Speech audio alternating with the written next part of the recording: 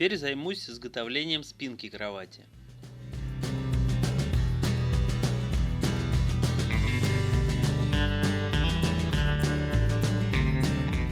Стойки спинки будут под углом в 9 градусов. Под таким же углом отрезаю верхнюю часть, чтобы полка встала горизонтально. И под таким же углом делаю скос на стойке.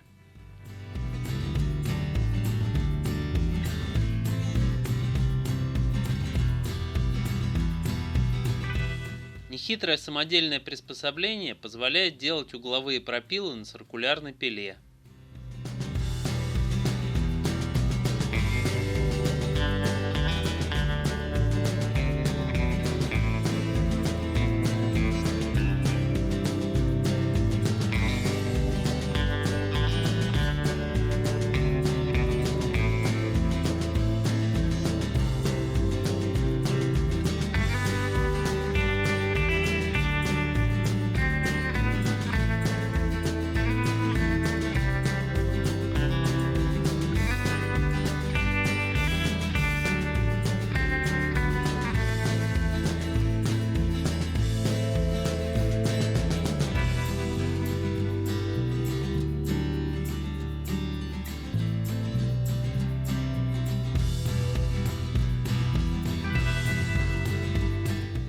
Завершу пропил лобзиком.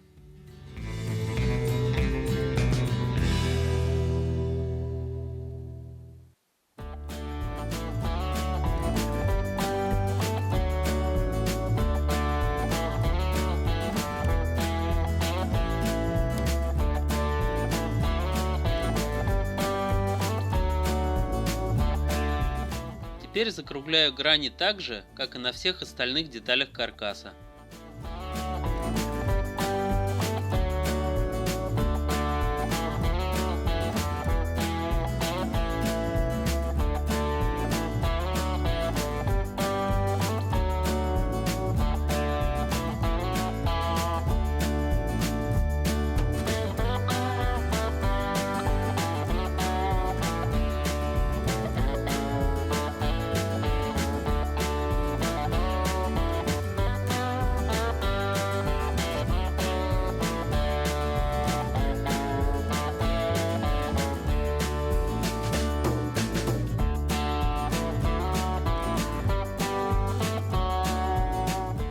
Уже по ходу изготовления возникла идея сделать переменный угол наклона спинки.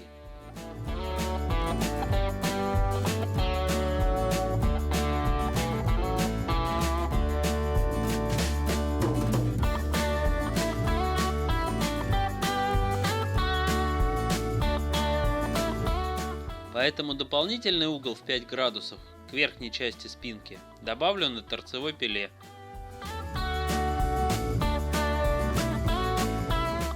Эргономику проверил на себе. Переменный угол оказался удобней.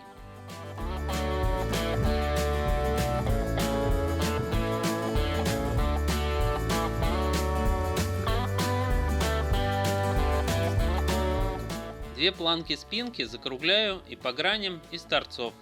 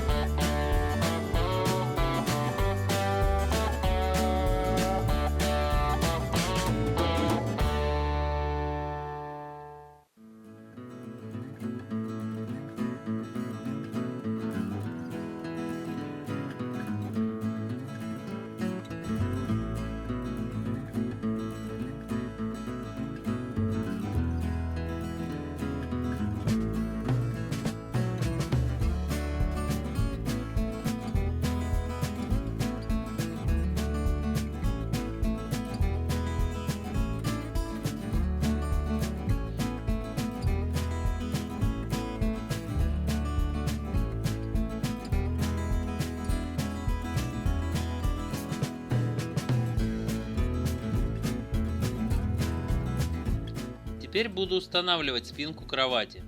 Сначала в стойке врежу направляющие шканты.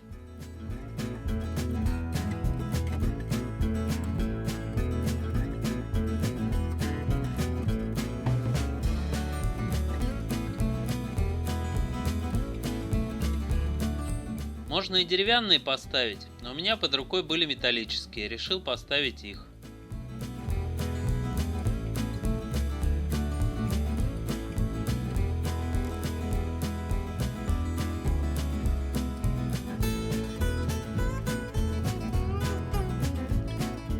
Ответное отверстие под шкант должно быть под таким же углом, как и стойка, примерно 9 градусов.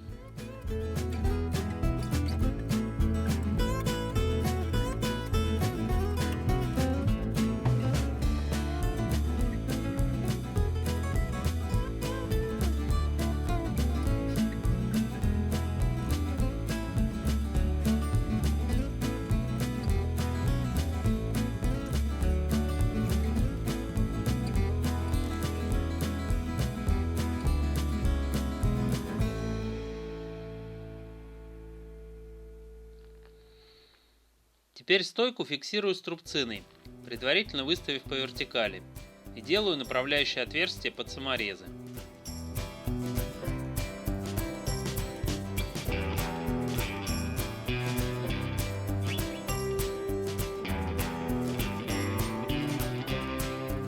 Чтобы сделать направляющее отверстие внизу, мне нужно снять струбцину, поэтому временно вкручу саморезы.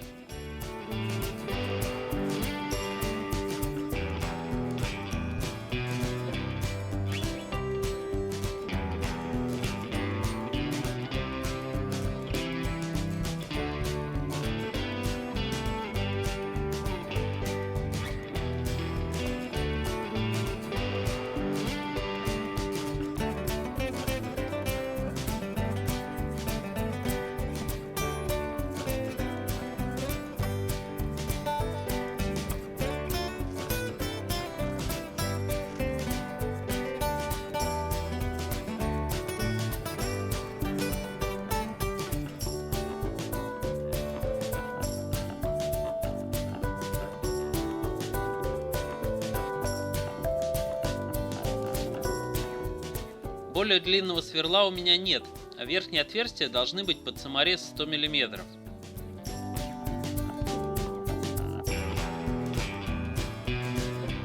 Поэтому все раскручиваю и досверливаю деталь на глубину 80 мм отдельно.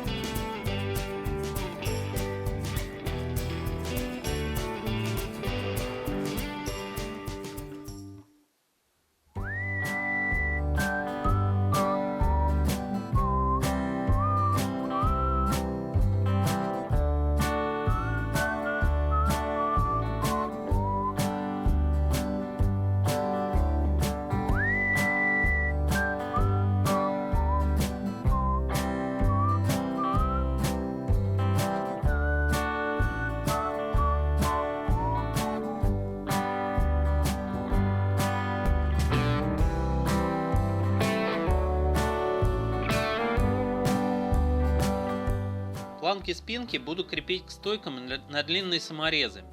Потом это скроется под отделкой кожей.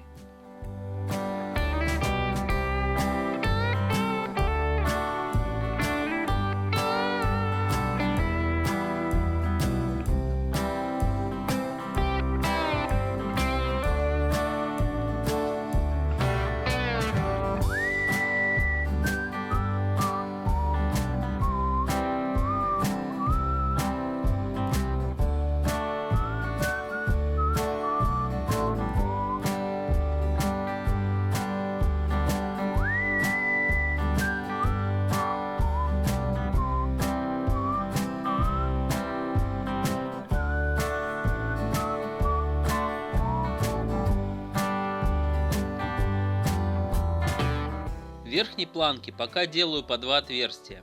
Третье предназначено для крепления полки и делается по месту.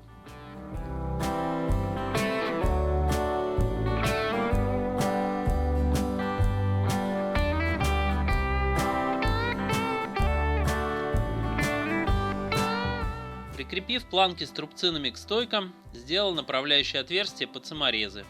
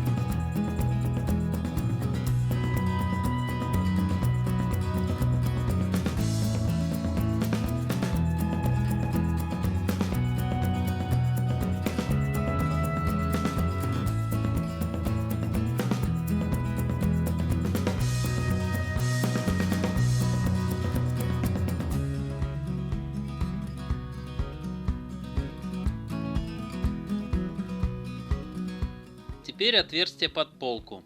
Нужно сделать его под наклоном, чтобы захватить ребро полки и пройти дальше в стойку.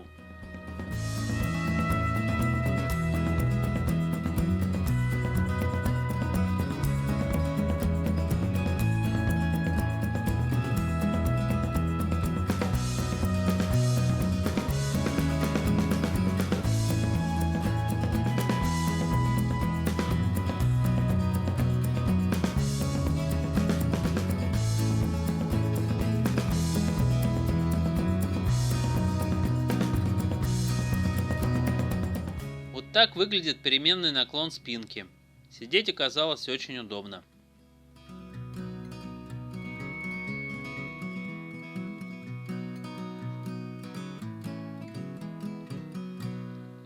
Далее сделаю опору для матраца, ламели. Из материала для них у меня есть остатки вагонки.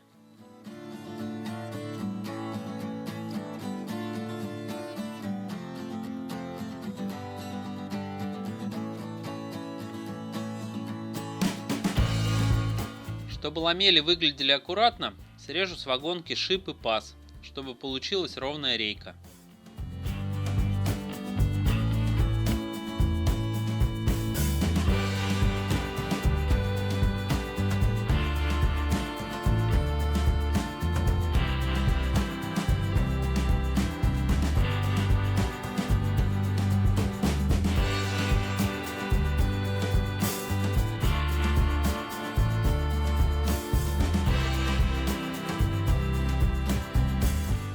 Чтобы ребра ламели не рвали матрац, срежу их полукруглой фрезой.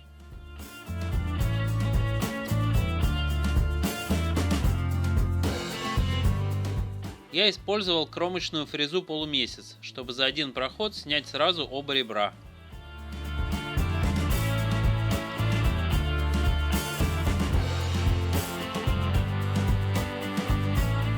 Чтобы рейки не плавали по высоте во время обработки, ограничил их сверху прижимом щеткой.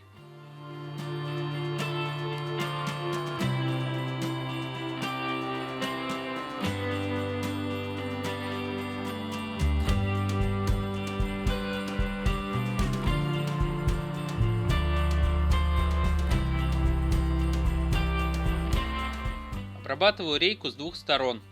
Получилась матрацная ламель.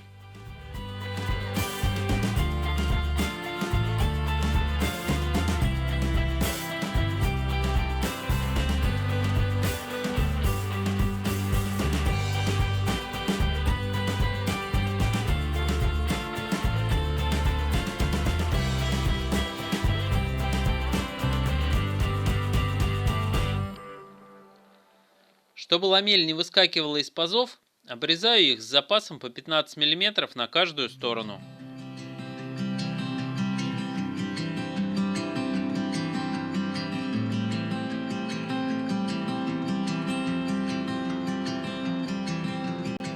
Окончательная установка ламелей будет после покраски кровати.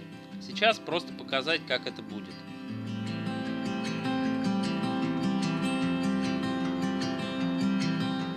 Теперь займусь полкой над изголовьем.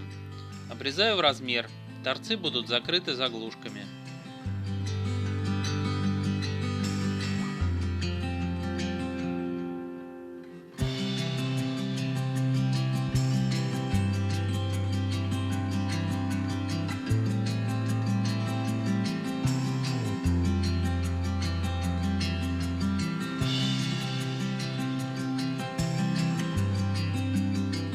Спереди полка фиксируется в стойку верхним саморезом горизонтальной планки, а сзади косым саморезом в стойку.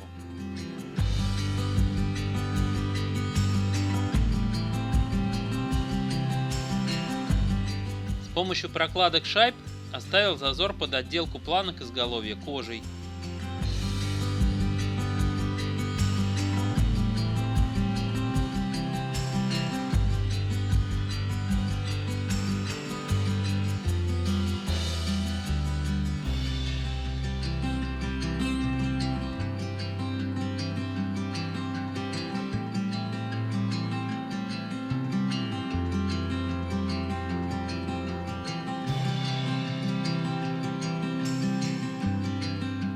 Теперь отверстие для крепления передней стороны полки.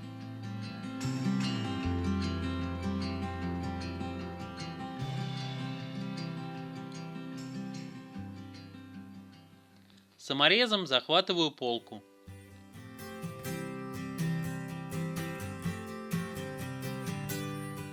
Заглушки для торцов полки сделаны из тонкой рейки. Крепление в паз на клей.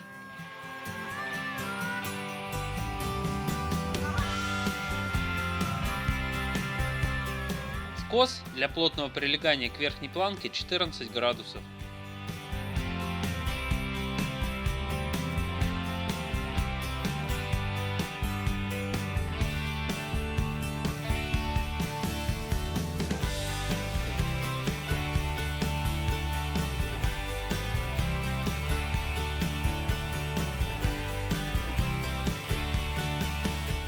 Аккуратно закругляю заглушки на фрезе с малым радиусом.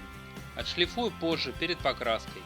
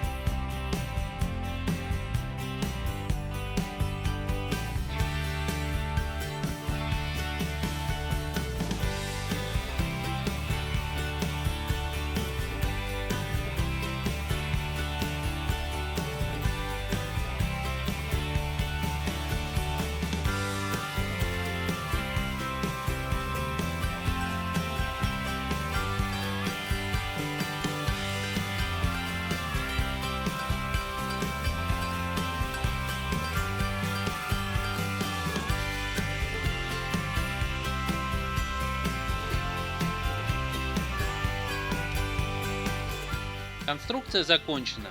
Дальше шлифовка, покраска и отделка. Все разбираю по деталям.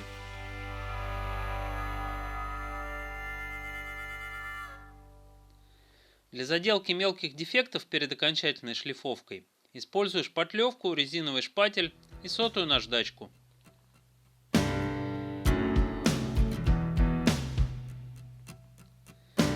Шпатлевка самая простая по дереву, но перемешанная с сухой стружкой пылью, оставшейся от шлифовки. Также в шпатлевку добавлю ту морилку, что буду использовать в отделке. Это скроет дефекты в структуре дерева.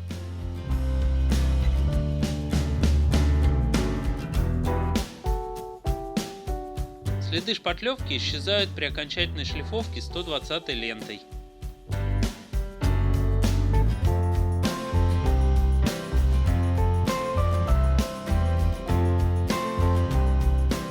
Перед покраской я наношу слой грунта на водной основе и убираю ворс эксцентриковой машины с наждачкой 220-240. Спасибо вам за внимание.